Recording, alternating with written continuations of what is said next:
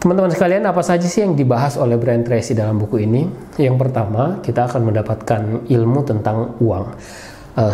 Dan pada dasarnya sebenarnya sebagian besar isi buku ini berbicara tentang uang, bagaimana kita memaknainya, bagaimana kita mendapatkannya, bagaimana kita menyimpannya, dan bagaimana kita menginvestasikannya. Semuanya ada di dalam buku ini. Karena itu, selain berbicara tentang konsep uang itu sendiri, Brian Tracy juga berbicara tentang utang, juga berbicara tentang pendapatan, dan juga berbicara tentang kekayaan. Dan ternyata antara pendapatan dan kekayaan itu dua hal yang berbeda. Kemudian yang sering dibicarakan oleh banyak orang yaitu hubungan antara uang dan kebahagiaan. Apakah uang yang banyak menjamin kebahagiaan, atau apakah seseorang bisa bahagia tanpa uang? Dan terakhir di dalam buku ini dibahas tentang konsep fundamental ekonomi.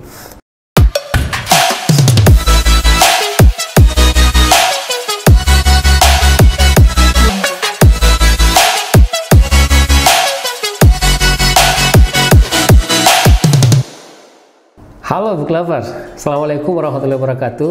Selamat datang kembali di channel Bicara Buku bersama saya Bang Irwan, founder Smart Reading 4.0 dan juga channel Bicara Buku. Sahabat sekalian, setelah beberapa waktu lamanya kita tidak mendapatkan konten baru review buku pada channel ini karena banyak faktor, banyak alasan.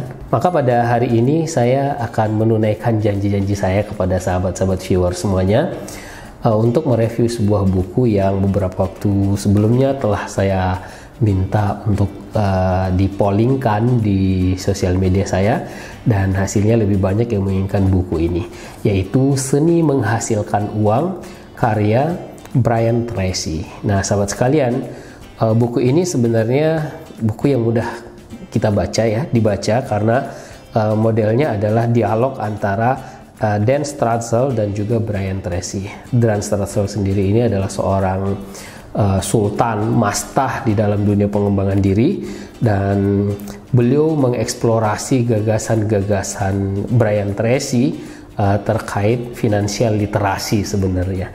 Jadi kalau menurut saya buku ini, kalau boleh jujur, lebih dari cukup untuk memberikan penjelasan kepada kita tentang literasi finansial.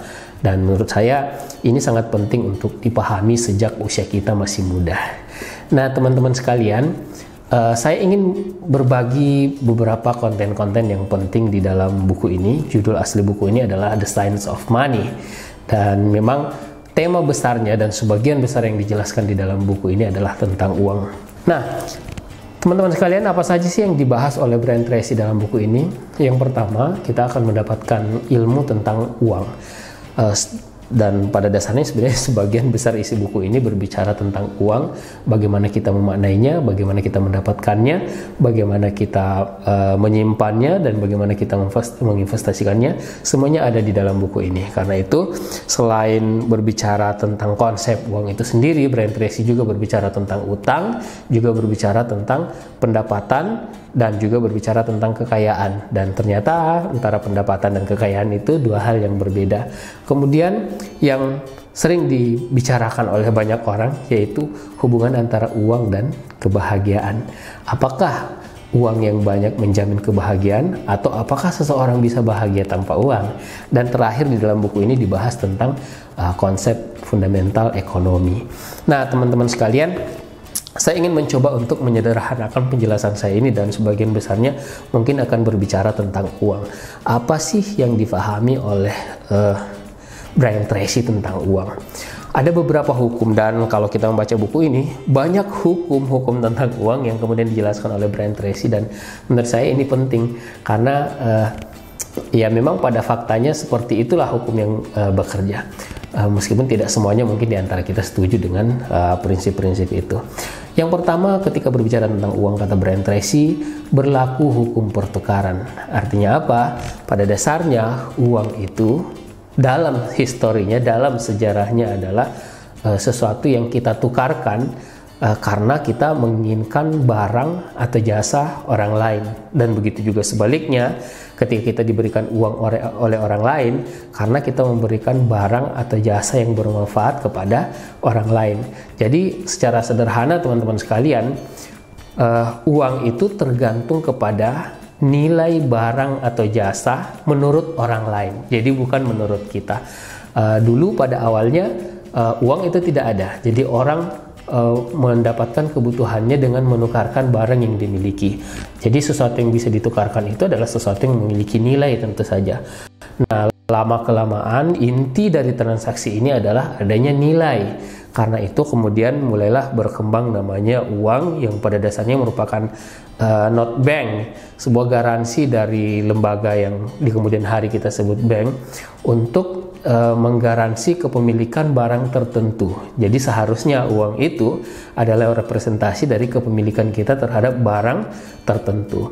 Nah, jadi teman-teman sekalian, dengan mengikuti aturan ini, sederhananya Brian Tracy ingin mengatakan bahwa orang memberikan kepada Anda sejumlah uang karena nilai yang Anda miliki dan dibutuhkan oleh orang lain, dan nilai uang itu ditentukan atau ditaksir oleh orang lain tergantung kepada barang apa atau produk apa atau jasa apa yang mereka butuhkan dari Anda. Jadi intinya uang itu adalah nilai yang ada pada diri kita yang ditaksir oleh orang lain atau yang dinilai oleh orang lain. Begitu juga ketika kita memberikan uang kepada orang lain, itu artinya orang tersebut memiliki produk atau jasa yang menurut kita memiliki nilai tertentu. Itulah substansi dari uang. Nah, kemudian hukum yang lain tentang uang, teman-teman sekalian, adalah uang itu mengikuti hukum permintaan dan penawaran. Artinya besar nilai uang. Kalau tadi kita sudah berbicara tentang uang itu adalah nilai, sekarang besar nilai dari uang itu tergantung kepada nilai kontribusi Anda kepada orang lain, gitu ya. Artinya kalau satu pekerjaan atau satu produk bukan hanya Anda yang sediakan, artinya penawarannya banyak, maka dia menjadi kecil nilainya. Kenapa? Karena bukan hanya Anda yang bisa berkontribusi pada produk ataupun pada jasa itu. Karena itu teman-teman sekalian, hukum supply and demand ini sangat menentukan. Jadi ada orang yang merasa pekerjaannya penting. Ini penting sekali nih.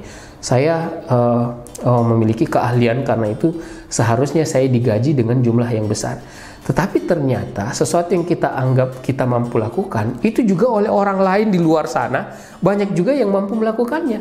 Artinya pasar menyediakan dalam jumlah yang banyak kemampuan itu atau produk itu, dan itu akan membuat nilai Anda lebih kecil karena kontribusi Anda juga kecil, gitu. Berbeda tentu saja misalnya dengan Ronaldo atau Lionel Messi misalnya.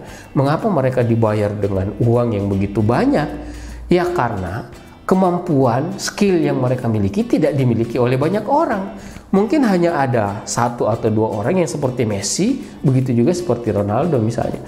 Jadi prinsip hukum permintaan dan penawaran ini bekerja di dalam menentukan seberapa banyak nilai uang yang bisa Anda dapatkan, gitu.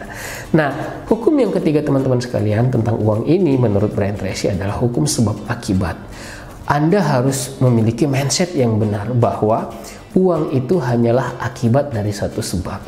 Jadi sering orang mengatakan, kalau saya memiliki uang, saya pasti bisa seperti ini, seperti ini, seperti ini. Ternyata orang-orang kaya tidak memiliki pikiran seperti itu. Mindset mereka adalah, saya akan melakukan yang seperti ini karena menciptakan sebuah sebab supaya saya bisa mendapatkan uang sebanyak ini.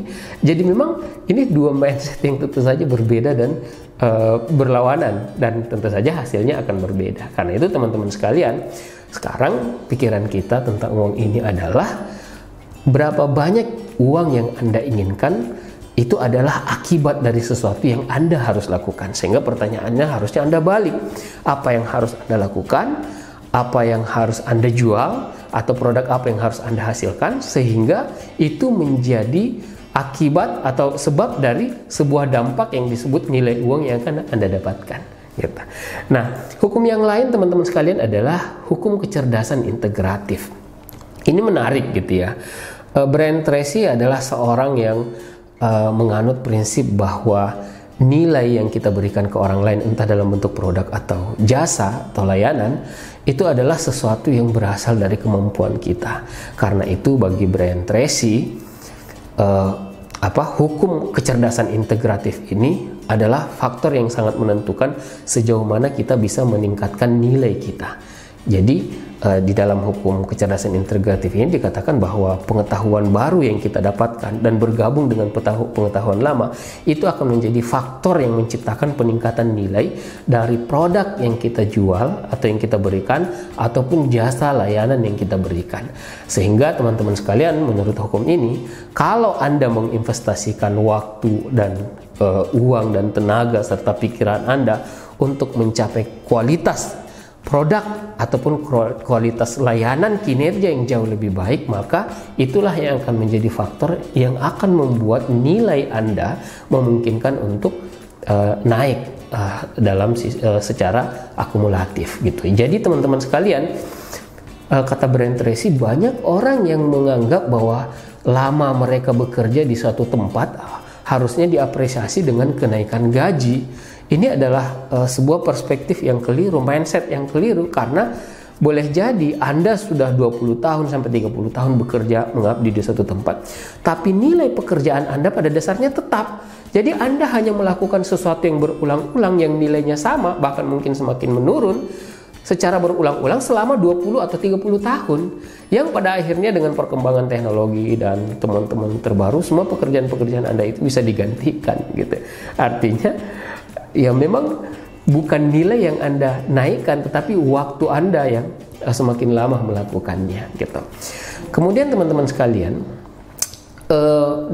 di dalam konsep uang menurut Brian Tracy ini ada sebuah konsep tentang kebiasaan, bahwa seringkali bukan karena sedikitnya uang kita terimalah yang membuat kita tidak bisa kaya, tetapi karena cara kita memperlakukan uang kita ketika kita menerimanya. Ada sebuah penelitian menunjukkan bahwa 95% yang kita lakukan dalam hidup kita ini itu adalah kebiasaan kita. Dan secara umum manusia, kebiasaan mereka ketika pertama kali mendapatkan uang adalah mulai berpikir tentang kemana akan dibelanjakan. Jadi ini adalah mindset umum manusia gitu ya.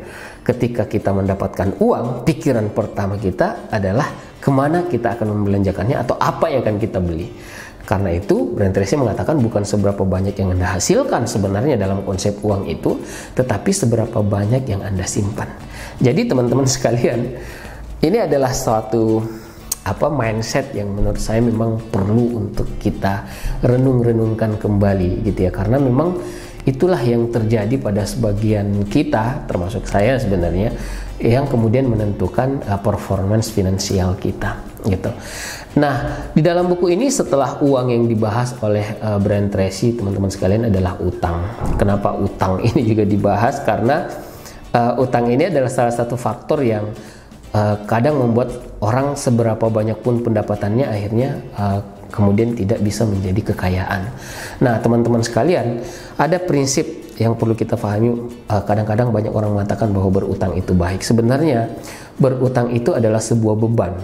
Dia adalah sesuatu yang memberikan beban psikologis bagi kita.